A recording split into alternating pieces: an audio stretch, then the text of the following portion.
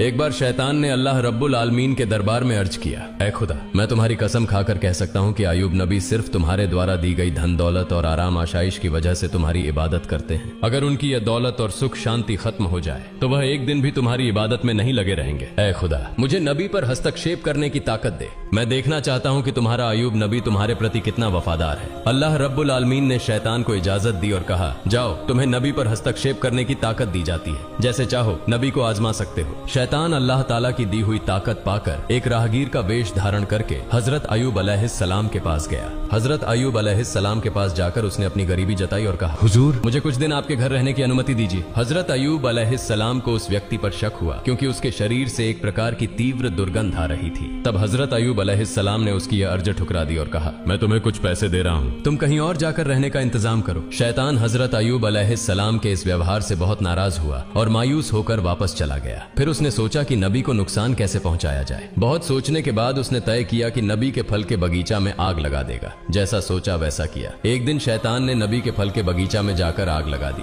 शैतान द्वारा लगाई गई आग में कई फल के बगीचा जलकर राख हो गए। बगीचा के कर्मचारी दौड़कर नबी के पास यह खबर देने पहुंचे। उनसे यह समाचार सुनकर हजरत अय्यूब अलैहिस्सलाम ने कहा, अल्हम्दुलिल्लाह, अल्लाह का दिया हुआ माल अल्लाह ने वापस ले लिया, इसमें मेरे चिंतित होने की कोई वजह नहीं है। शैतान ने जब देखा कि हजरत अय्यूब अलैहिस्सलाम फल के बगीचा नष्ट होने के बाद भी जरा सा भी विचलित नहीं हुए तो उसके दिल में जलन बढ़ गई। फिर उसने दोबारा सोचना शुरू किया कि नबी को और किस तरह से नुकसान पहुंचाया जाए। अगले दिन शैतान नबी के अस्तबल में गया और वहां आग लगा दी। आग तूफान की तरह फैल गई, जिससे सारे जानवर जलकर मर गए और कुछ गडेरिये भी आग में झुलसकर मर गए। बाकी गडेरिये यह खबर तुरंत नबी के पास लेकर पहुंचे। यह खबर सुनकर हजरत अय्यूब अलैहिस्सलाम ने नमाज की नियत की और कहा, अल्लाह का दिया हुआ माल अल्लाह ने वापस ले लिया, इसमें मुझे विचलित होने की कोई जरूरत नहीं है। शैतान ने जब देखा कि इतनी बड़ी घटना के बाद भी नबी जरा भी परेशान नहीं हुए तो उसके दिल में और ज्यादा जलन पैदा हुई। अब उसने नबी को और बड़ा नुकसान पहुंचाने का इरादा किया। हजरत अय्यूब अलैहिस्सलाम के 12 बच्चे थे जो हर दिन एक शिक्षक से शिक्षा लेने के लिए मदरसे जाया करते थे। एक दिन सुबह हमेशा की तरह हजरत अय्यूब अलैहिस्सलाम के 12 बच्चे शिक्षक के पास पढ़ने गए। उसी समय शिक्षक किसी काम से मदरसे से बाहर गए और शैतान ने इस मौके का फायदा उठाकर मदरसे की छत गिरा दी। छत गिरने से हजरत अय्यूब अलैहिस्सलाम के 12 बच्चे मलबे के नीचे दबकर मर गए। मदरस के शिक्षक डरते डरते हजरत अय्यूब अलैहिस्सलाम के पास आए और कहा, ऐ अल्लाह के नबी, मैं किसी काम से बाहर गया था, इसी बीच इमारत की छत गिर गई और आपके 12 बच्चे उसमें दबकर चल बसे।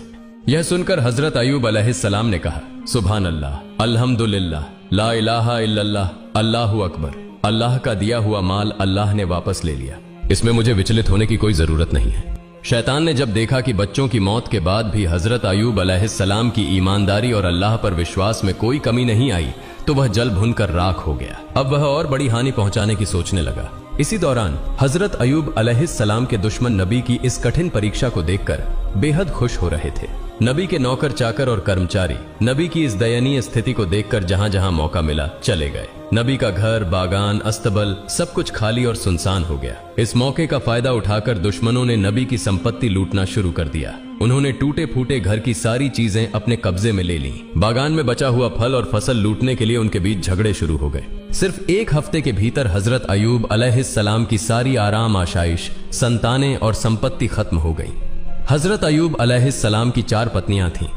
उनमें से 3 झगड़कर और बहस करके नबी को छोड़कर चली गईं। सिर्फ हजरत रहीमा अलैहिस्सलाम उनके साथ रहीं। वह नबी को छोड़कर जाने वाली नहीं थीं। वह हर समय नबी के साथ खड़ी रहीं। देश के लोग नबी के नबूवत के दावे का मजाक उड़ाने और ताने देने लगे। कुछ ने कहा, अगर अय्यूब सच में अल्लाह के नबी होते तो उन पर ऐसा गजब क्यों आता? वह नबी नहीं है। उनकी झूठी नबूवत के दावे के कारण अल्लाह का गजब उन पर उतरा है। इधर नबी के अनुयायियों के बीच भी दरार पड़ने लगी। उनकी यह स्थिति देखकर शैतान भी पूरी तरह संतुष्ट नहीं हो सका, क्योंकि सब कुछ खत्म हो जाने के बावजूद हजरत अय्यूब अलैहिस्सलाम में कोई बदलाव नहीं आया। वह अपने इबादत खाने में पहले की तरह पूरी तल्लीनता से इबादत कर रहे थे, जैसे उन्हें अपने आसपास हुई तबाही की कोई खबर ही न हो। न उनके चेहरे पर मायूसी थी, न अफसोस का कोई निशान। नबी के इबादत खाने के पास से गुजरने वाले लोग उन्हें ताने देते हुए कहने लगे, ए अय्यूब, तुम नबूवत का दावा करके बर्बाद हो गए। तुम्हारे लिए नबूवत का दावा छोड़ देना ज्यादा बेहतर होता। हम न नबी हैं न गजब का शिकार हुए हैं। लोग और भी कई तरह की ताने और अपमानजनक बातें नबी के खिलाफ कहते रहे, लेकिन हजरत अय्यूब अलैहिस्सलाम ने इन बातों पर कोई ध्यान नहीं दिया। उन्होंने लोगों के साथ मेलजोल पूरी तरह से खत्म कर दिया और इबादत में डूबे रहे। यह सब देखकर शैतान और ज्यादा बेचैन हो गया। वह और साजिशें रचने के बारे में सोचने लगा। शैतान यह सोचने लगा कि नबी को और अधिक गंभीर नुकसान कैसे पहुंचाया जा सकता है। बहुत सोचने के बाद उसने एक साजिश रची। अपनी योजना के अनुसार वह नबी से मिलने की इच्छा जताकर उनके पास पहुंचा। नबी से मिलते हुए उसने कहा, हुजूर, मैं आपका एक भक्त हूँ, मुझे आपसे कुछ अर्ज करनी है। इस बहाने वह नबी से बात करता रहा और फिर अपना मुंह उनके कान के पास ले जाकर दोनों कानों में फूंक मारकर वहां से चला गया। अगले दिन नबी के शरीर पर फफोलों जैसे फोड़े निकल आए। उनका शरीर दर्द से भर गया और वे बहुत बीमार हो गए। उनकी इबादत में थोड़ी रुकावट आने लगी। हजरत रहीमा अलैहिस्सलाम ने उनकी देखभाल शुरू कर दी। धीरे धीरे वे फोड़े बड़े होकर घाव बन गए। लंबे समय तक इसी स्थिति में रहने के बाद नबी के शरीर में कीड़े पैदा हो गए। कुछ दिनों के बाद इन कीड़ों की संख्या बढ़ने लगी। ये कीड़े नबी के शरीर का मांस और खून खाने लगे। दूसरी ओर हजरत रहीमा के पास जमा किया हुआ सारा पैसा और सामान खत्म हो गया। खाने पीने की गंभीर समस्या पैदा हो गई। कुछ दिनों तक नबी और उनकी पत्नी ने केवल पानी पीकर गुजारा किया, लेकिन आखिरकार हजरत रहीमा के लिए यह सहन करना मुश्किल हो गया। हजरत रहीमा अलैहिस्सलाम नबी के पास आकर अर्ज करने लगी, ए अल्लाह के नबी, अब हमारे पास कुछ भी नहीं बचा है, इसलिए गांव जाकर लोगों के घरों में काम करके रोजी कमाने के अलावा हमारे पास और कोई चारा नहीं है। अगर आप मुझे इजाजत दें तो मैं गांव में जाकर लोगों के घरों में काम करके हलाल रोजी कमा सकती हूं और उससे हमारे खाने का इंतजाम हो जाएगा। हजरत अयूब अलैहिस्सलाम अपनी पत्नी रहीमा की बात सुनकर बहुत देर तक रोते रहे। फिर उन्होंने कहा, रहीमा, मेरा इरादा तुम्हें तकलीफ देने का कभी नहीं था, लेकिन मैं बहुत बीमार हूँ और मजबूरी में तुम्हें इजाजत दे रहा हूँ। तुम जाओ और लोगों के घरों में काम करो ताकि कुछ हलाल रोजी कमा सके। नबी की इजाजत पाकर हजरत रहीमा ने गांव में लोगों के घरों में काम करना शुरू कर दिया। दूसरी ओर गांव वाले जब हजरत अयूब अलैहिस्सलाम के शरीर की स्थिति देखते तो बहुत भयभीत हो जाते। उनके शरीर से उठने वाली दुर्गंध से लोग घृणा महसूस करने लगते और उनके शरीर में सिहरन सी होने लगती। इसके अलावा नबी के शरीर से उठने वाली सड़ी मांस की गंध से लोग परेशान हो गए। एक दिन गांव वाले हजरत अयूब अलैहिस्सलाम के पास आए और बोले, ए अयूब, तुम तुरंत हमारा गांव छोड़कर कहीं और चले जाओ। अगर ऐसा नहीं किया तो हम तुम्हें यहाँ से जबरदस्ती निकाल देंगे। उस समय हजरत अयूब अलैहिस्सलाम के साथ केवल 3 लोग थे, उनकी पत्नी हजरत रहीमा अलैहिस्सलाम और उनके 2 शागिर्द। ये दोनों शागिर्द हमेशा नबी की देखभाल और सेवा में लगे रहते थे। गांव वालों के लगातार दबाव के कारण शागिर्दों ने हजरत अयूब अलैहिस्सलाम को दूसरे गांव ले जाने का फैसला किया। कई घंटे तक सफर करने के बाद वे एक और गांव पहुंचे, लेकिन उस गांव के लोग भी नबी की हालत देखकर घबरा गए और बोले, तुम इसे तुरंत यहाँ से लेकर चले जाओ, नहीं तो हम तुम्हें मारकर यहाँ से भगा देंगे। इस तरह शागिर्दों ने हजरत अयूब अलैहिस्सलाम को 7 अलग अलग गांवों में घुमाया, लेकिन कोई भी गांव उन्हें आश्रय देने को तैयार नहीं हुआ। आखिरकार शागिर्द परेशान हो गए। वे नबी को रास्ते के किनारे कचरा और गंदगी डालने की जगह पर एक पेड़ की छाया के नीचे छोड़कर चले गए। जाने से पहले वे आपस में बातें करने लगे। हजरत अयूब अलैहिस्सलाम अल्लाह के नबी होने के बावजूद इस तरह की मुसीबत में क्यों फंसे? एक शागिर्द ने जवाब दिया, शायद उन्होंने अल्लाह ताला की मर्जी के खिलाफ कुछ किया होगा, नहीं तो ऐसी हालत क्यों होती। दूसरे ने पहले की बात का समर्थन करते हुए कहा, जब नबी अल्लाह के दिए कामों से भटक गए हैं तो अब उनके साथ रहने से हमें कोई फायदा नहीं, चलो हम यहाँ से चले जाते हैं। दोनों इस बात पर सहमत हुए और हजरत अयूब अलैहिस्सलाम को पेड़ के नीचे छोड़कर चले गए। हजरत रहीमा अलैहिस्सलाम हजरत अयूब अलैहिस्सलाम को छोड़कर जाने वाली महिलाओं में से नहीं थी। वे हमेशा नबी की सेवा में व्यस्त रहती थीं। दिन के कुछ समय में वह लोगों के घरों में नौकरानी का काम करती और जो थोड़ा बहुत कमा पाती उससे अपने पति के लिए दवा और भोजन का इंतजाम करती थी। इस तरह समय बीतता रहा। हजरत अयूब अलैहिस्सलाम के शरीर से कभी कुछ कीड़े मर जाते तो कभी नए कीड़े पैदा हो जाते। उनके शरीर पर कीड़ों की संख्या लगातार बढ़ती ही जा रही थी। उनके शरीर पर अब केवल हड्डियां और थोड़ा सा मांस ही बचा था। एक दिन उनके शरीर से कुछ कीड़े गिरकर जमीन पर आ गए। तब हजरत अयूब अलैहिस्सलाम ने अपनी पत्नी रहीमा अलैहिस्सलाम को बुलाकर कहा, रहीमा, इंसान मिट्टी से बना है और मरने के बाद उसका शरीर फिर मिट्टी में बदल जाता है। अगर मेरे शरीर का मांस और खून अल्लाह के इन कीड़ों की भूख मिटाने में काम आ रहा है तो इसमें कोई आपत्ति नहीं होनी चाहिए। कम से कम इससे इन्हें भोजन मिल रहा है। जो कीड़े मेरे शरीर से गिरे हैं उन्हें वापस उठाकर मेरे शरीर पर रख दो ताकि उन्हें अपना भोजन पूरा मिल सके। हजरत रहीमा अलैहिस्सलाम ने अपने पति के आदेश का पालन किया और गिरे हुए कीड़ों को उठाकर फिर से उनके शरीर पर लगा दिया। एक दिन हजरत रहीमा अलैहिस्सलाम गांव गईं, लेकिन उन्हें कोई काम नहीं मिला। इस वजह से वे बहुत चिंतित हो गईं। उनके मन में बार बार यह सवाल उठ रहा था कि आज वे अपने पति को खाना कैसे खिलाएंगी। उन्होंने पूरे गांव में काम ढूंढने के लिए बहुत कोशिश की, लेकिन कहीं भी उन्हें काम नहीं मिला। आखिरकार वह एक महिला के पास गईं और उनसे कहा, हे सम्मानित महिला, क्या आप मुझे आज के लिए कुछ पैसे उधार दे सकती हैं? मैं कल आपको ये पैसे वापस कर दूंगी। मेरा पति बहुत बीमार है और मैं आज कोई काम नहीं ढूंढ पाई हूँ। अगर अगर आप मुझे कुछ पैसे उधार देंगी तो मैं अपने पति के लिए दवा और खाना ला सकूंगी, नहीं तो उन्हें भूखा रहना पड़ेगा। कृपया मुझ पर दया करें। महिला ने हजरत रहीमा अलैहिस्सलाम की बात सुनकर कहा, मैं किसी को पैसे उधार नहीं देती। मैंने पहले बहुत से लोगों को पैसे उधार दिए हैं, कहते हैं, लेकिन किसी ने आज तक मेरे पैसे वापस नहीं किए। इसलिए ये नाटक करना बंद करो और सीधे अपने घर का रास्ता पकड़ो। मैं तुम्हें कोई पैसा उधार नहीं दे सकती। हजरत रहीमा अलैहिस्सलाम ने कहा, तो फिर मुझे कोई काम दीजिए, उस काम के बदले में मुझे पैसे दे दीजिए। महिला ने कहा, मेरे पास तुम्हारे लिए कोई काम नहीं है, लेकिन मैं एक शर्त पर तुम्हें पैसे दे सकती हूँ। तुम्हारे सिर के बाल मुझे बहुत पसंद है। अगर तुम अपने सिर के बाल काट कर मुझे दे दो तो मैं उनके बदले तुम्हें पैसे दे सकती हूँ। हजरत रहीमा अलैहिस्सलाम ने जवाब दिया, हे महिला, मेरे पति बहुत बीमार हैं। उनका पूरा शरीर कीड़ों ने खा लिया है। वह किसी कठोर चीज को छू भी नहीं सकते।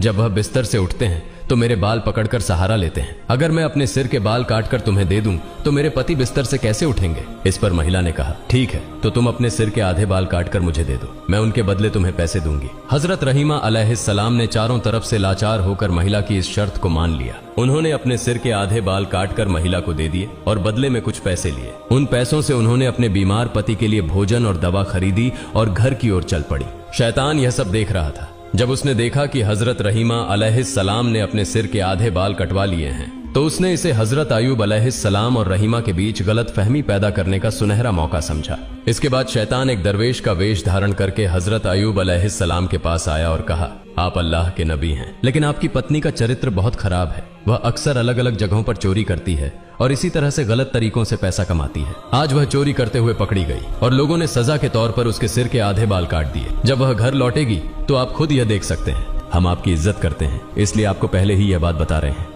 यह कहकर शैतान वहां से चला गया। हजरत अय्यूब अलैहिस्सलाम ने शैतान की बातों पर विश्वास कर लिया और गुस्से से भर उठे। उन्होंने अकेले में कहा, मेरी पत्नी इतनी गिर सकती है, यह मैंने कभी सोचा भी नहीं था। अब मैं उसके कमाए हुए पैसे से खाना नहीं खाऊंगा। वह मुझे अब तक गलत तरीके से कमाए हुए पैसे से खिलाती रही है, इसलिए मैं अल्लाह के सामने बहुत शर्मिंदा हूँ। हे मेरे पालनहार रहमान और रहीम, मुझे माफ कर दे। अगर मैं स्वस्थ हो जाऊं तो मैं निश्चित रूप से उसे 100 कोड़े मारूंगा। फिर मैं अल्लाह की कसम खाकर कहता हूँ कि मैं स्वस्थ होने के बाद उसे 100 कोड़े जरूर मारूंगा। उस दिन शाम को हजरत अय्यूब अलैहिस्सलाम ने अपनी पत्नी के बारे में सुनी हुई बातों को लेकर बहुत व्यथित महसूस किया। उसी शाम जब हजरत रहीमा अलैहिस्सलाम घर लौटी तो हजरत अय्यूब अलैहिस्सलाम ने उनसे कोई बात नहीं की। रहीमा अलैहिस्सलाम ने अपने पति की यह हालत देखकर अत्यंत विनम्रता के साथ उनसे पूछा, हे मेरे प्रिय पति, क्या हुआ? आप मुझसे कोई बात क्यों नहीं कर रहे हैं? लेकिन हजरत अय्यूब अलैहिस्सलाम ने उनकी बात का कोई उत्तर नहीं दिया। इसके बाद रहीमा अलैहिस्सलाम ने उनके लिए खाना और दवा पेश की, लेकिन अय्यूब अलैहिस्सलाम ने उसे भी ठुकरा दिया। रहीमा अलैहिस्सलाम ने उनके पैरों को पकड़ लिया और रोते हुए कहा,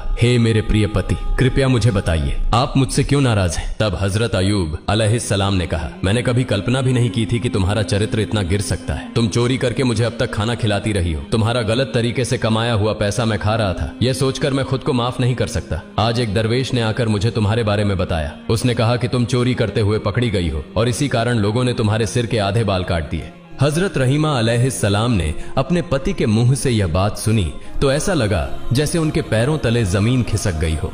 उनकी आंखों से आंसू बहने लगे।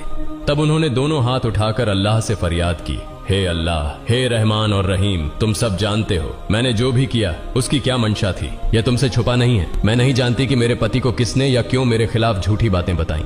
हे अल्लाह, तुम मेरे पति को सच्चाई से अवगत कराओ, रहमान और रहीम। मैं इसके लिए इंसानों के सामने नहीं गिड़गिड़ाऊंगी। तुम मेरे एकमात्र सहारे हो। तुम सबसे बड़े न्यायाधीश हो। इसलिए जिसने भी मेरे पति के मन में मेरे खिलाफ यह गलत फहमी पैदा की है उसका सही न्याय तुम करो। हजरत रहीमा अलैहिस्सलाम की इस फरियाद को सुनकर अल्लाह का अर्श कांप उठा। तभी अल्लाह रब्बुल आलमीन ने हजरत जिब्राइल अलैहिस्सलाम को हजरत अय्यूब अलैहिस्सलाम के पास भेज दिया। हजरत जिब्राइल अलैहिस्सलाम ने हजरत अय्यूब अलैहिस्सलाम के पास आकर कहा, हे अल्लाह के नबी, आपकी पत्नी अत्यंत नेक और ईमानदार हैं। शैतान ने एक दरवेश का रूप धरकर आपको भ्रमित किया और आपकी पत्नी के बारे में झूठी बातें बताईं। वास्तव में आपकी पत्नी निर्दोष है।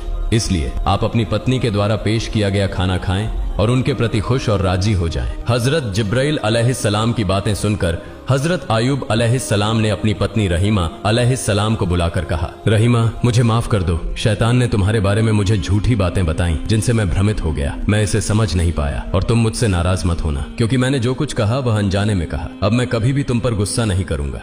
हजरत रहीमा अलैहिस्सलाम ने अपने पति के मुंह से यह बातें सुनकर बेहद खुशी महसूस की। उन्होंने फिर से पूरी लगन और उत्साह के साथ अपने पति की सेवा शुरू कर दी। रहीमा अलैहिस्सलाम हर दिन मेहनत करके कुछ धन अर्जित करती और उससे अपने पति की जीविका और उपचार का प्रबंध करती। जब शैतान ने देखा कि हजरत अय्यूब अलैहिस्सलाम को रहीमा अलैहिस्सलाम के खिलाफ भड़काने की उसकी योजना विफल हो गई है, तो उसने एक बूढ़े व्यक्ति का रूप धारण किया। एक दिन शैतान बूढ़े व्यक्ति के रूप में हजरत रहीमा अलैहिस्सलाम से रास्ते में मिला और उनसे पूछा, माँ, तुम्हारी यह हालत क्यों हो गई है? तुम इतनी परेशान और थकी हुई क्यों लग रही हो? हजरत रहीमा अलैहिस्सलाम ने उत्तर दिया, मेरे पति बहुत बीमार हैं। उनके शरीर पर घाव हो गए हैं जिनमें कीड़े पड़ गए हैं। उनके शरीर का रक्त और मांस कीड़े खा रहे हैं। यही सोच सोचकर मैं दिन रात बहुत चिंतित रहती हूँ। यह सुनकर बूढ़े ने कहा, मैं तुम्हारे पति के घाव और इस बीमारी का एक अचूक इलाज जानता हूँ। अगर तुम इसे अपने पति को बिना बताए इस्तेमाल कर लो तो वह एक ही दिन में इस बीमारी से छुटकारा पा लेंगे। रहीमा अलैहिस्सलाम ने कहा, हुजूर, दया करके मुझे उस दवा का नाम बता दीजिए, मैं इसे आजमाने की कोशिश करूंगी। तब बूढ़े ने कहा, अगर तुम इस दवा के बारे में अपने पति को पहले से बता दोगी तो वह इसे इस्तेमाल करने से मना कर सकते हैं। इसलिए यदि तुम बिना अपने पति को बताए इस दवा का उपयोग कर सको तो निश्चित रूप से वह स्वस्थ हो जाएंगे। इसके बाद बूढ़े व्यक्ति ने हजरत रहीमा अलैहिस्सलाम से पूछा, माँ, तुम्हारे पति का नाम क्या है? हजरत रहीमा अलैहिस्सलाम ने उत्तर दिया, मेरे पति का नाम हजरत अय्यूब अलैहिस्सलाम है। वह अल्लाह के एक नबी हैं। जीवन के आरंभिक समय में वह बहुत संपन्न थे, लेकिन बाद में अल्लाह रब्बुल आलमीन ने उन्हें विभिन्न आजमाइशों और मुश्किलों में डाला। अब वह एक गंभीर बीमारी से ग्रस्त हैं। शैतान, जो बूढ़े व्यक्ति का रूप धारण किए हुए था, रहीमा अलैहिस्सलाम की बातें सुनकर बोला, जब उन्हें गांव के लोगों ने बाहर निकाल दिया था तो मैंने उन्हें एक बार देखा था। उनके लिए मेरे पास उपयुक्त दवा है। हजरत रहीमा अलैहिस्सलाम ने कहा, हुजूर, कृपया मुझे वह दवा दे दीजिए। बूढ़े व्यक्ति ने कहा, तुम यहीं थोड़ी देर प्रतीक्षा करो, मैं दवा लाकर अभी तुम्हें देता हूँ। यह कहकर बूढ़ा व्यक्ति वहां से चला गया। हजरत रहीमा अलैहिस्सलाम वहीं खड़ी उसकी प्रतीक्षा करने लगी। कुछ समय बाद बूढ़ा व्यक्ति एक बोतल में पानी जैसी दवा और मांस जैसा पदार्थ लेकर आया। उसने रहीमा अलैहिस्सलाम के हाथ में बोतल देते हुए कहा, यह दवा उनके शरीर पर लगाना और यह मांस जैसी दवा भूनकर उन्हें खिलाना। देखना, अगले दिन तक उनका आधा स्वास्थ्य लौट आएगा, और अगर अगले दिन भी इसी तरह इसका उपयोग किया गया तो वह 2 दिनों के भीतर पूरी तरह ठीक हो जाएंगे। इसके बाद बूढ़ा व्यक्ति लंबी लंबी बातें करने लगा। हजरत अय्यूब अलैहिस्सलाम अल्लाह के नबी हैं, हमारे प्रिय मार्गदर्शक। उनके प्रति हमारे दिल में गहरी मोहब्बत है। उनके लिए थोड़ा सा भी भला कर पाऊं तो खुद को धन्य समझूंगा। मैं उनका बहुत बड़ा भक्त हूं, लेकिन उनके दुश्मनों और विरोधियों की वजह से मैं उनका हालचाल नहीं ले पाया। लेकिन भविष्य में मैं खुद उनसे मिलने की कोशिश करूंगा। शैतान ने इस तरह की लंबी बातें कहकर हजरत रहीमा अलैहिस्सलाम का विश्वास जीत लिया और वहां से चला गया। हजरत रहीमा अलैहिस्सलाम वह दवा लेकर अपने नबी के पास पहुंची। पहले उन्होंने उनके लिए खाने का इंतजाम किया।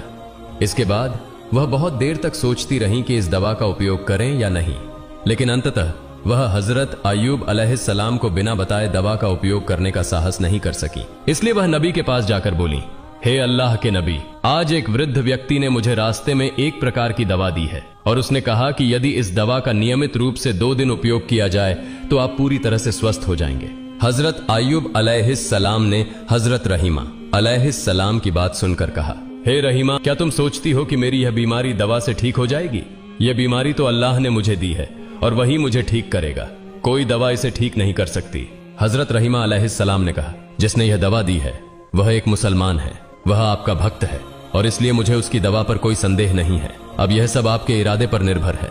हजरत अय्यूब अलैहिस्सलाम ने कहा, तुम फिलहाल यह दवा छोड़ दो। जब तक अल्लाह ताला से इस बारे में कोई खबर ना आए मैं इस दवा का उपयोग नहीं कर सकता। हजरत रहीमा अलैहिस्सलाम ने नबी के आदेश का पालन किया और दवा नबी के बिस्तर के पास रख दी। अगले दिन सुबह हजरत अय्यूब अलैहिस्सलाम ने हजरत रहीमा अलैहिस्सलाम को बुलाया और कहा, रहीमा, जब से मैं बीमार हुआ हूँ मैं हर रात अल्लाह रब्बुल आलमीन के ताजल्ली को देखता था और उससे अत्यधिक संतोष प्राप्त करता था, लेकिन कल रात मैं वह ताजल्ली देखने में सक्षम नहीं हो पाया। परंतु इसका कारण क्या था मैं समझ नहीं पा रहा हूँ। हजरत रहीमा अलैहिस्सलाम ने कहा, हे मेरे प्रिय पति, आप अल्लाह के नबी हैं, इसके लिए शायद आपके पास इसका उचित कारण हो। मैं एक सामान्य बंदा हूँ, मैं कैसे जान सकती हूँ इसका कारण क्या है? इसके बाद हजरत अय्यूब अलैहिस्सलाम बहुत परेशान हो गए और चिंतित हो गए। इस तरह 3 दिन बीत गए। वह अल्लाह रब्बुल आलमीन की ताजल्ली को नहीं देख पाए। अंत में वह दोनों हाथ उठाकर अल्लाह के दरबार में रोते हुए दुआ करने लगे, हे अल्लाह रब्बुल आलमीन, मुझे नहीं पता कि किस गलती के कारण मैं आपकी ताजल्ली देखने में सक्षम नहीं हो पा रहा हूँ।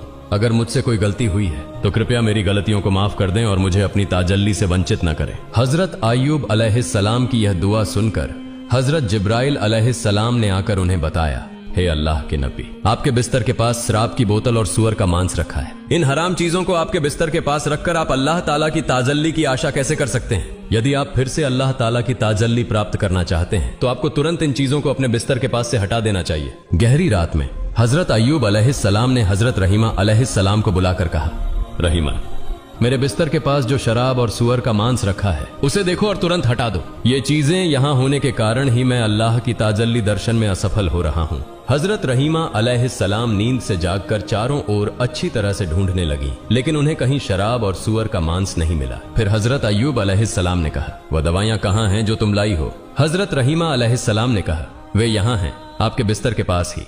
नबी ने कहा, उन्हें यहाँ से हटा दो, मुझे लगता है कि यह शराब और सूअर का मांस है। नबी के आदेश के बाद हजरत रहीमा अलैहिस्सलाम ने उन दवाइयों को दूर हटा दिया। फिर हजरत अय्यूब अलैहिस्सलाम फिर से ध्यान मग्न हो गए। जब रात का समय समाप्त होने लगा तो हजरत अय्यूब अलैहिस्सलाम चिल्लाकर बोले, अब मैं अल्लाह की ताजल्ली दर्शन में सक्षम हो रहा हूँ। रहीमा, समझो, वह दवाइयाँ शराब और सूअर का मांस थीं, और जब तक वे मेरे पास रहीं तब तक मैं 3 दिन तक अल्लाह की ताजल्ली दर्शन में असफल रहा।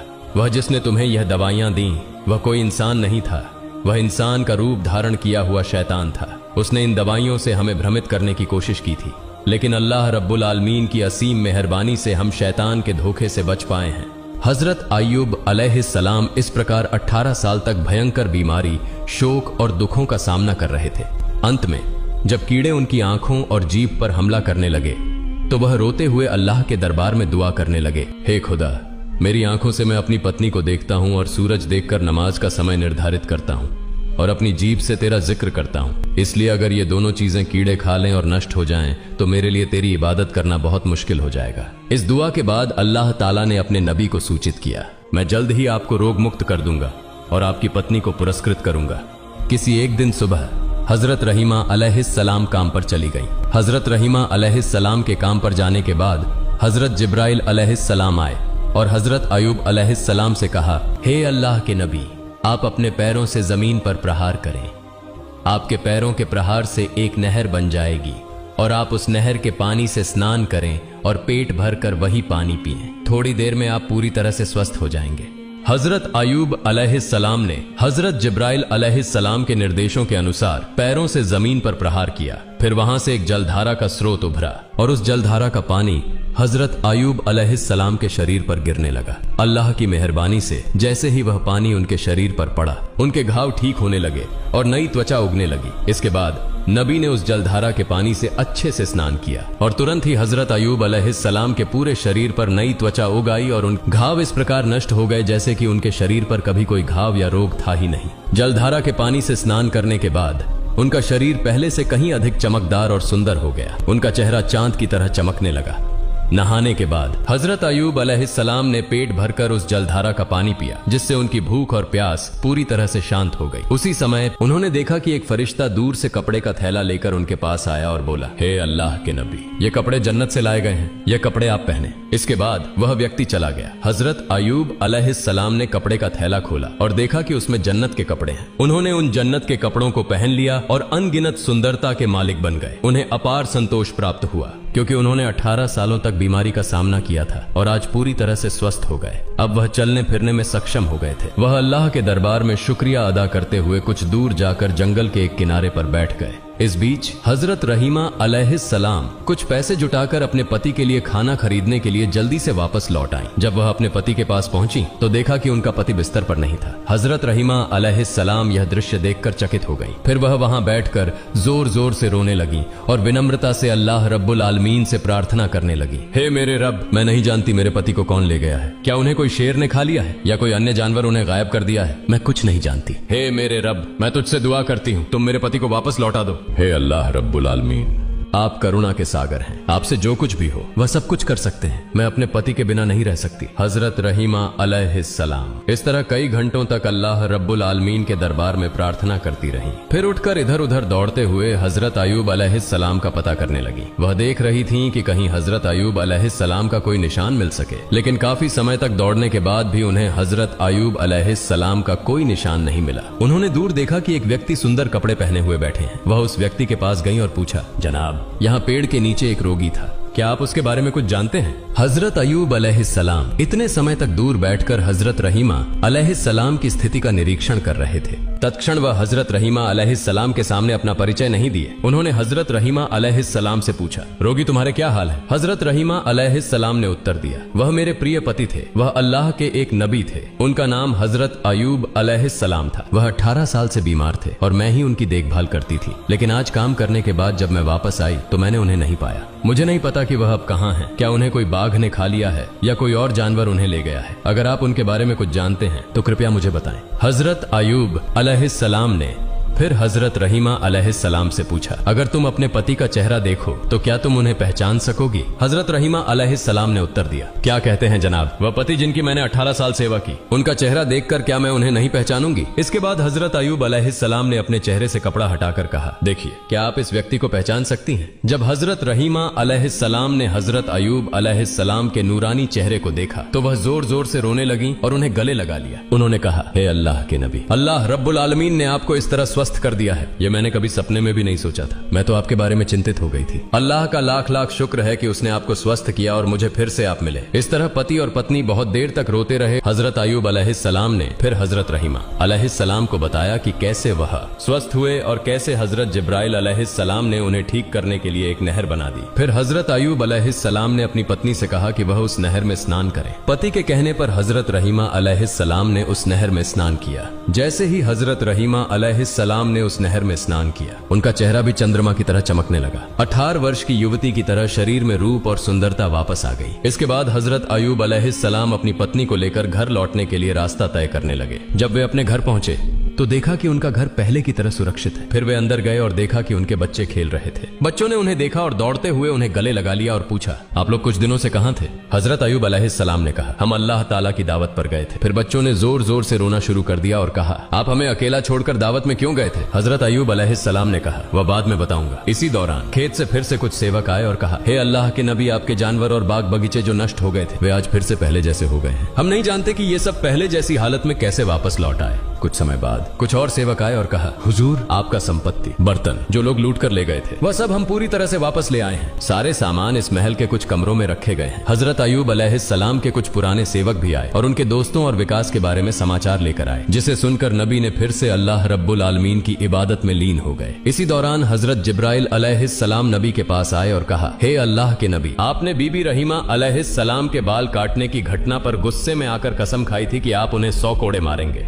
इस मामले में आपकी कसम झूठी साबित हुई है, लेकिन आपकी सच्चाई की कसम अब भी कायम है। इसलिए आप 100 गेहूं के बाल एकत्रित करके बीबी रहीमा अलैहिस्सलाम के शरीर पर हल्का सा स्पर्श करें। इससे आपकी कसम पूरी हो जाएगी और बीबी रहीमा अलैहिस्सलाम को कोई कष्ट नहीं होगा। हजरत जिब्राइल अलैहिस्सलाम के कहने पर हजरत अयूब अलैहिस्सलाम ने 100 सूखे गेहूं के बाल एकत्रित किए और बीबी रहीमा अलैहिस्सलाम के शरीर पर हल्के से एक बार मारा। इससे नबी की कसम पूरी हो गई और बीबी रहीमा अलैहिस्सलाम को कोई कष्ट नहीं हुआ। प्रिय दर्शक, शैतान ने हजरत अयूब अलैहिस्सलाम को कई बार चुनौती दी, लेकिन वह उन्हें किसी भी रूप में भ्रमित नहीं कर सके और न ही वह उन्हें गुमराह कर सके। अगर हम भी हजरत अयूब अलैहिस्सलाम की तरह अल्लाह रब्बुल आलमीन की राह में धैर्य रखें तो शैतान कभी भी हमें गुमराह नहीं कर सकेगा। अल्लाह रब्बुल आलमीन हमें भी हजरत अयूब अलैहिस्सलाम की तरह धैर्य रखने की तौफीक अता करें।